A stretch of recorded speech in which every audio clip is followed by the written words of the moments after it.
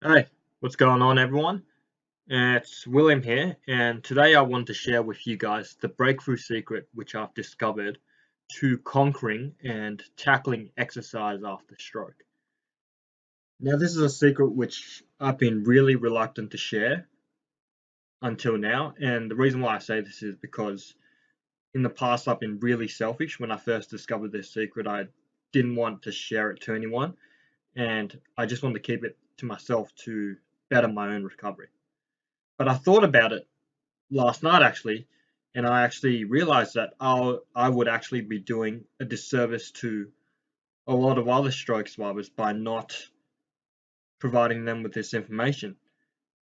And the reason why I say this is because this breakthrough secret, which I'm about to reveal to you guys in the next few slides, is a secret which not even your therapists know about, and it's an approach to exercise which combines both the knowledge which a neurologist or a doctor would have, as well as the knowledge about exercise which your physiotherapist or your occupational therapist would have about stroke. When we take both of these together, what we have is a extremely powerful approach to exercise, which will essentially allow you to control how much you want to recover after your stroke and how far you want to take that recovery until you're satisfied. This is a secret which I used to go from being initially wheelchair bound 7 years ago when I first had my stroke to being able to walk out of hospital and go against all the expectations that I wouldn't be able to walk out of hospital. So I'm really happy to share it. Now, before we get into it, I just want to make a really bold statement. And this is something which might upset some of you. It might make some of you really angry and really annoyed, but I think it's worth putting out there because it's going to be really beneficial.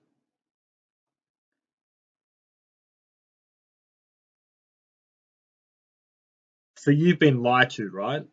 And I say this because all of the information which your therapists or your doctors have told you about recovery after stroke is very outdated. And not only is it outdated, it's also not helpful. And the reason why I say this is because the research in recovery after stroke is still very limited. There are only a couple of people in the world who actually know what they're talking about, and there are many, many people who are marketing really quick fixes which don't work as well as they've been marketed. And tell me if any of these sound familiar to you when you've had a chat with your therapist about your recovery after stroke. You've probably been told things like, you just have to continue to persist, persist, and persist. You've probably been told things like, oh, it's too difficult to treat you because of XYZ. Another thing you've probably been told is to just pray and hope that things will get better. And my favorite one, which some of you might have been told, is that your recovery actually tends to plateau after the first year. And this is the most which you'll be able to recover in your recovery after stroke. Now, obviously, all of these statements are well intentioned. I can definitely see why a lot of therapists and a lot of people have told you these things with the intention of wanting you to feel a lot better. But at the end of the day, if at the end of the day, these statements don't really help you, and they don't really give you any control over your recovery, and they just make you end up spinning your wheels like a hamster on the wheel. And the reason why I say this is because one thing which I've realized, and this is probably something which some of you have realized already, is that if you continue to do the exact same exercise day after day and year after year, you probably won't see any improvements. You've probably found that whenever you buy a new product or or try a new exercise that you can suddenly see huge improvement, but that improvement only lasts for maybe 1 week before you can't seem to get any more improvement. So what does this mean? This means that in order to continue to make more gains in our recovery after stroke, a new approach is actually needed when we think about exercise. And I say this because if we can understand how the brain actually learns after a stroke, or if we can understand how the brain learns new skills, then we can essentially structure our exercises so that it specifically targets and caters to this preference for learning, which the brain likes. So how does the brain learn new skills? Now I want you to imagine two scenarios, right? So you have one scenario where I want you to imagine that you're playing basketball and you're trying to practice your jump shot, or you're trying to practice getting the ball in the hoop. Now at first, when you first learned this skill, you might have found that you probably missed the basket 2 or 3 times. But eventually, you change your technique, and your brain continue to get feedback from whether or not you were using the correct technique by seeing whether or not the ball was actually going in.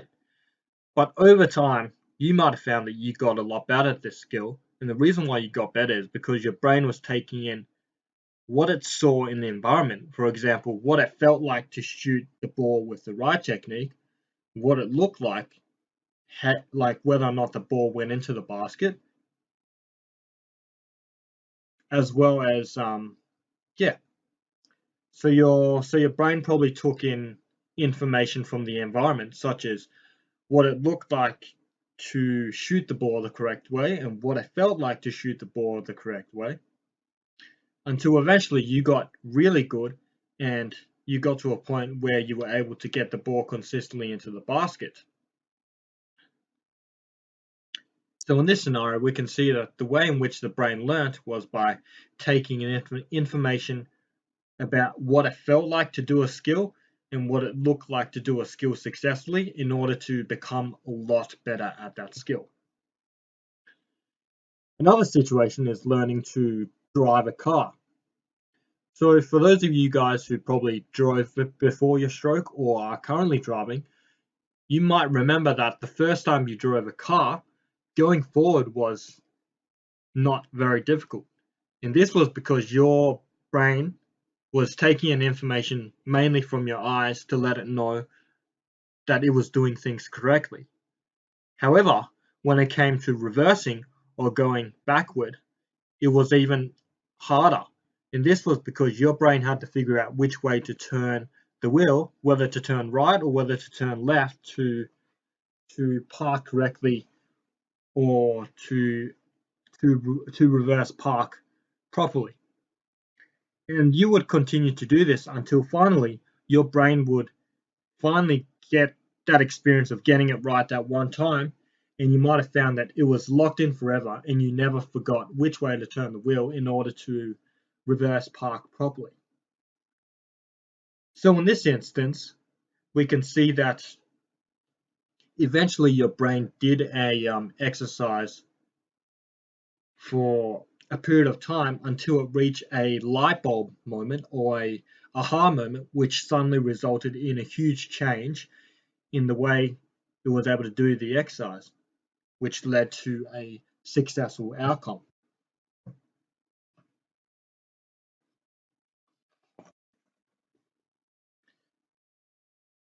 And both of these scenarios basically help to explain the brain's preference for learning. And that is that the brain always adapts to what it sees and what it feels in its environment when trying to learn a new task or a new skill after stroke or before stroke. And this phenomenon, and this might sound really familiar to some of you who have read a lot of books, is called experience-dependent plasticity. And basically this is where your brain takes in experiences which it's gone through throughout the day to create a blueprint inside the brain of what it looks like and what it feels like to do a particular skill. Does that make sense? Not if you agree. I think I see a couple of nods. That's good.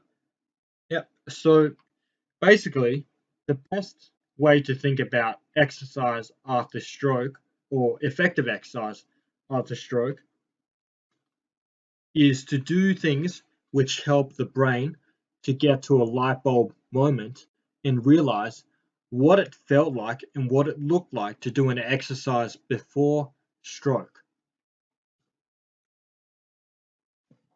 So, now that we've covered quite a lot of theory and quite a lot of neuroscience, some of you are probably wondering, how can we actually use this foundation to help us structure our exercise?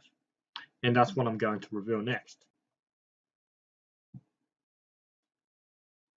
So the secret sauce to approaching exercise after stroke so that it helps the brain to reach a light bulb moment consists of 5 components. And these are 5 components which are mandatory in every exercise you're thinking of doing after stroke if you are looking for a significant improvement in your recovery. Sometimes you might find that you might lose some improvement in an exercise, or you might stop seeing gains in an exercise. And this is because one of these components has actually become a little bit too easy for the brain, and the brain's become a little bit lazy and it's just gone on autopilot. So the 5 components are: an exercise which is effective for recovery after stroke must be repetitive but challenging. Although this is really common sense and you've probably been told this, the aspect of challenge is really important, because if the brain isn't exposed to a new way of doing something, then it won't justify why it needs to adapt to its environment. There is no need for it to put in the work and put in the energy to attempt to rewire what was lost so that it can do skills a lot better. However, there is a caveat with this component of repetitive and challenging. And the reason why I say this is because a lot of people, when they hear challenge, they think that they need to increase the weight which they're lifting in an exercise, or they need to make it a lot harder. And the reason why I say that this is something which is a caveat is because if you add more weight, or if you try to make things a lot more complicated than they have to be, you might actually be teaching the brain the wrong habits. For example, let's say you were squeezing a stress ball and you were learning how to grip with your fingers. If you taught your brain how to grip with your fingers, there would be no need for you to do 300 repetitions or 100 repetitions of trying to grasp the ball.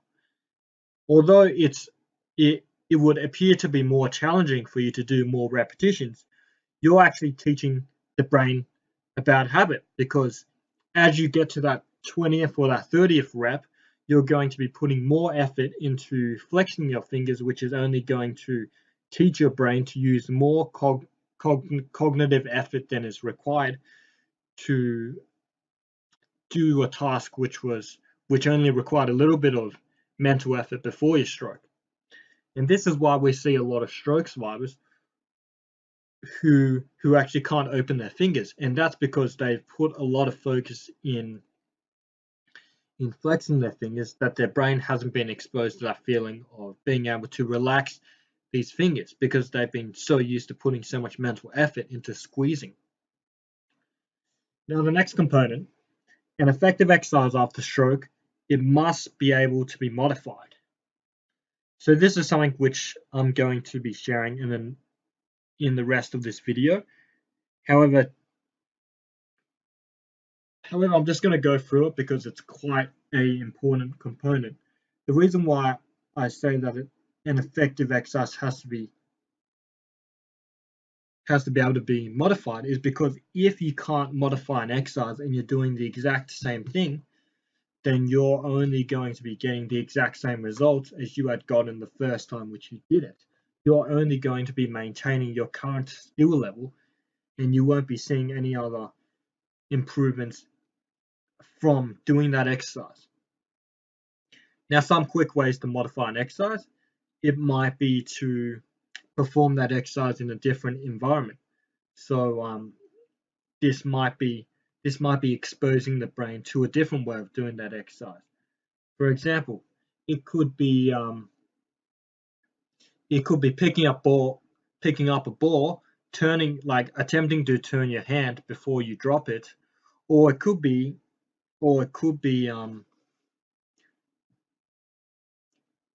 using your affected side to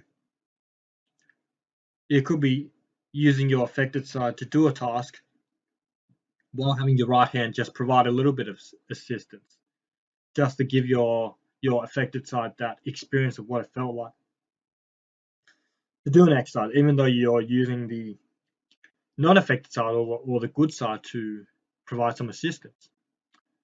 The next component, an effective exercise has to be somewhat related to the task you wanted to learn. And this goes back to what I'd mentioned earlier about the brain wanting to experience what it felt like to do a task as close as possible to before the stroke. So one of the most effective exercises in recovery after stroke is called constraint-induced movement therapy. And the reason why constraint-induced movement therapy, for those of you who aren't familiar with it, the reason why it's so effective is because you are constantly exposing your brain to what it felt like to do a task before you had a stroke, whether or not you are able to do it completely. And this is really important because if we can expose the brain to an experience which was as close as possible to what it felt like and looked like to do an exercise before your stroke, then it is possible that we will be able to get a lot of improvement in our recovery after stroke. And the last one, and this is the most important one, the exercise must provide the brain with a clue about whether or not it's doing the task correct. So as I mentioned earlier with the basketball example, the only reason that you were able to get better at shooting that basketball is because your eyes were able to see whether or not you were doing the correct technique by seeing whether or not the ball was actually going into the basket. And this actually encouraged you to do more of that exercise until you got to the point where you mastered that exercise and you felt it very confident with it. After stroke, trying to remember all this feedback and all these clues which you're getting from the environment becomes a lot harder, in that your brain is a lot more forgetful. So in order to approach exercise and create effective exercises after stroke, we have to find ways to continuously provide the brain with a clue about what it felt like and looked like to successfully do an exercise before your stroke, in order to help the brain to attempt to rewire what was lost after the stroke. And one good example of this would be to pick up a ball and instead of waiting for the ball to drop if your fingers are too tight, actually using your good hand to push your wrist down so that you're able to drop the ball. And what this does is it actually gives the brain the experience of what it felt like to relax the wrist before dropping a ball, because this is something which we would have to do before our stroke naturally. To drop a ball, we would have to relax our wrist and the muscles which control the wrist in order to drop the ball. So I thought it would be a good example to finish the rest of this video by just providing some good examples of light bulb exercises where I've taken a typical exercise which might have been given to you by your physio, and I've modified it so that it helps the brain to get to that light bulb moment and essentially recover a lot quicker than if you were to perform that exercise continuously the exact same way over weeks and months.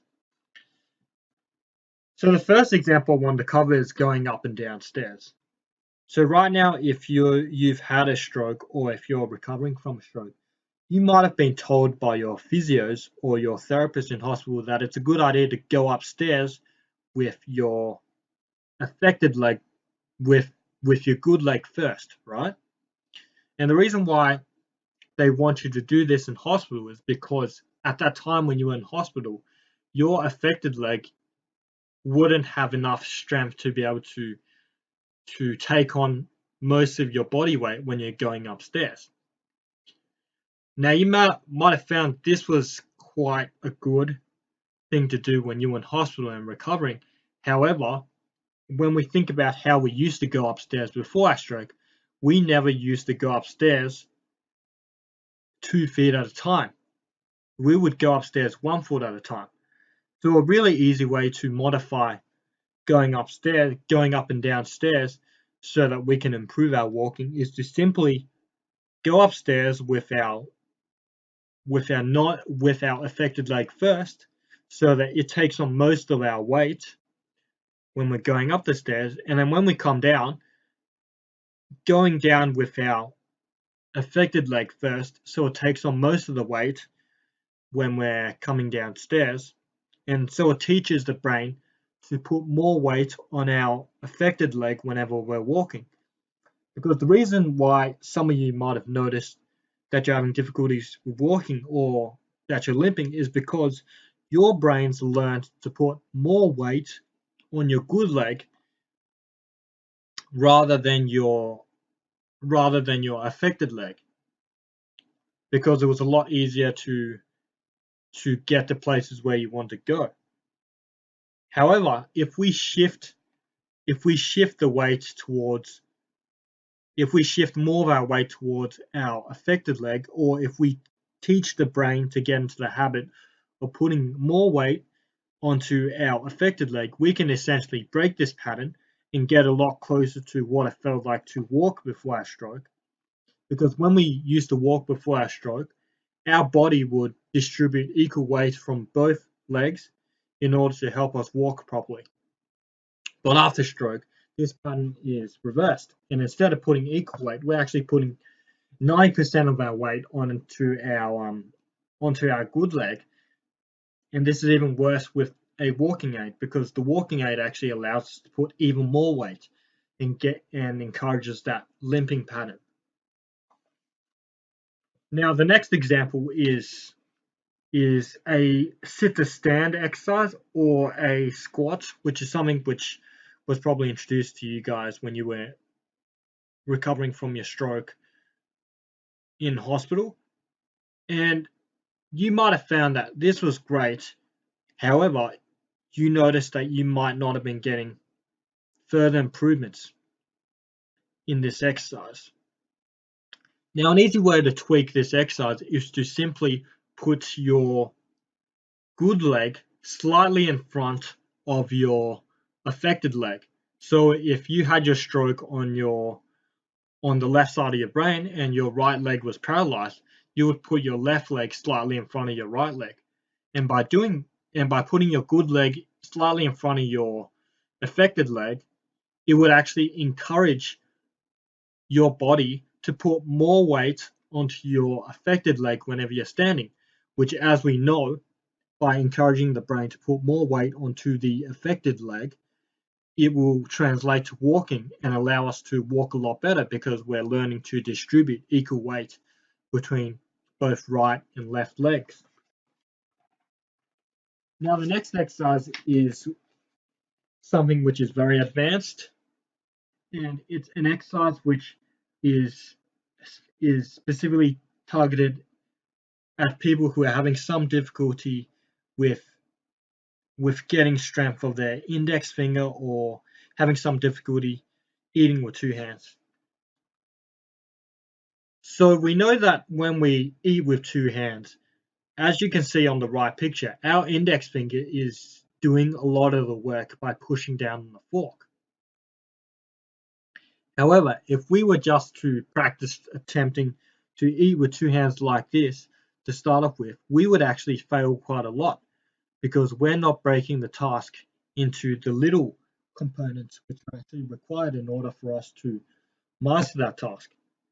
And in this scenario, what we need to do is we have to train the brain to use that index finger in a different scenario so that it experiences what it feels like to put strength through that index finger to do something.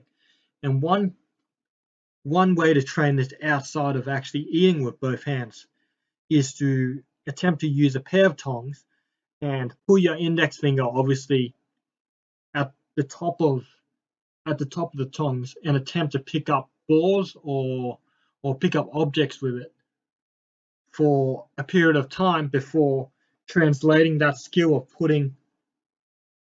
of sending signals through your index finger to a real life scenario where you're actively sending signals from your brain to your index finger to pick up food so that you can eat it.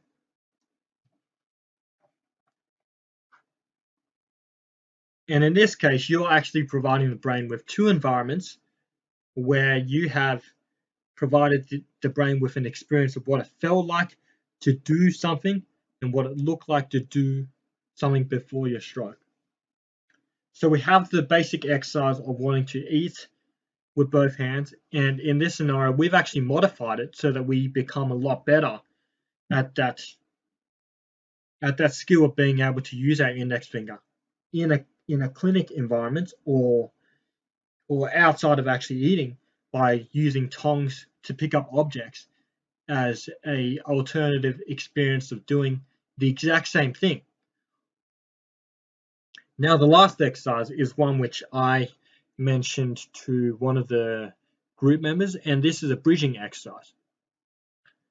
Now bridging is a really good exercise if you're looking to improve your walking, and the reason why I say this is because bridging helps to definitely work out your core muscles or your tummy muscles, as well as teach your brain how to distribute equal weight between both your legs. And as I mentioned earlier, in order to become a lot better at walking or get out of that pattern of limping, we have to teach the brain what it felt like to put equal weight or more weight on your affected leg. So bridging is great because not only does it teach us to learn how to distribute weight between both legs, but it also works on our tummy muscles, which are also another group of muscles which help with our walking. In order to walk a lot better, we also have to work on our tummy muscles because our tummy muscles also help us maintain balance, which is why you might have found that before your stroke, whenever you went for a long run, sometimes your stomach would hurt. And the reason why your stomach hurt was because your core muscles were working quite hard to balance that weight between both legs. If we combine core training or tummy muscle training with weight distribution training between both legs by strengthening both of them, we can give the brain another experience of what it felt like to do an exercise before stroke and how to activate those muscles appropriately like they were activated before your stroke in your recovery after stroke. So that is the breakthrough secret to exercise after stroke. I really hope this helped out a lot of you. This is a formula or a secret recipe which I've been using in my recovery after stroke for quite a long time right now. I've been able to see consistent gains even though I'm 7 years down the track. However, what I've shown to you guys today is just the tip of the iceberg, and in order to get the most out of this formula, you would have to do a lot of studying about anatomy, a lot of neuroscience, a lot of things which clinicians and doctors would have done. However, that's not going to be a problem because I've been doing a lot of thinking, and in the next few weeks or in the next few days, I'm going to be releasing a lot more videos about the theory side of things, about how to actually think like a therapist and how to have a knowledge of neuroscience or neurology so that you're able to translate this into your exercise routines whenever you're doing exercise and actually have a firm understanding of why you're doing things and how exactly to do them to get the most out of your recovery after stroke. So let me know how that goes. I'm always open to questions. Some of the people in the group have already asked me for some tips in their recovery after stroke, which I've been really happy to share. Feel free to leave a comment, and I'll try to answer all of these as soon as possible. I know you're all at different stages in your recovery after stroke. This formula might not apply to some of you. For some of you, it might be the thing which you're exactly looking for. However, I'll be interested to know what you guys think.